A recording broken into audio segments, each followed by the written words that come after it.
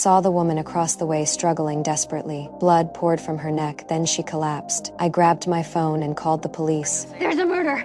A woman has been murdered. 406 Canterbury Hill.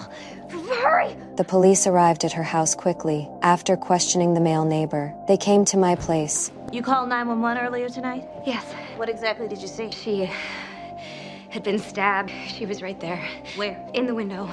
They looked at the bottles and pills on the table. Confusion on their faces, they said. There was no blood and no body in the apartment. They suspected I was hallucinating from being drunk, but I kept insisting I had seen a murder. Why don't you sleep it off and figure out how you're gonna apologize to your neighbor in the morning? The police just turned and left. The next day, I knocked on the male neighbor's door. I wanted to find out what happened last night. He looked annoyed. He said his girlfriend flew to Seattle last night. He said he had been texting her all night. I did not believe him. I reached for his phone. Can I see it? Fine.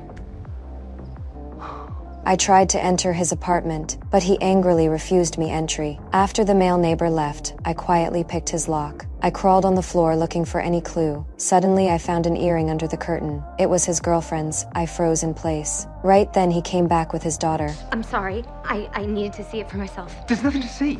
Nothing happened to Lisa. First of all, she's dead. Second of all, she is not who you think she is. You get the hell out of my house and you stay away from me and my daughter. After leaving his place, I still refused to believe I was hallucinating. I told everything to my best friend. She said I was on edge and told me to take a trip to relax. I followed her advice and went to the airport, on a poster in the terminal. I saw there were no direct flights to Seattle. In that moment, I realized the male neighbor was lying. Hi, that sign over there says that you'll be flying to the West Coast next year. Right. So right now, Olympia Airlines doesn't fly to the West Coast? Correct. Not until next year. So currently, you don't fly to Seattle. Currently, Seattle's on the West Coast. I drove straight to the police station and handed the earring to the officers. They still did not believe me. They said, one earring was not evidence and could not open a case. I grabbed my coat in anger and turned to leave. As I stepped out of the station, I saw a death threat on my car window.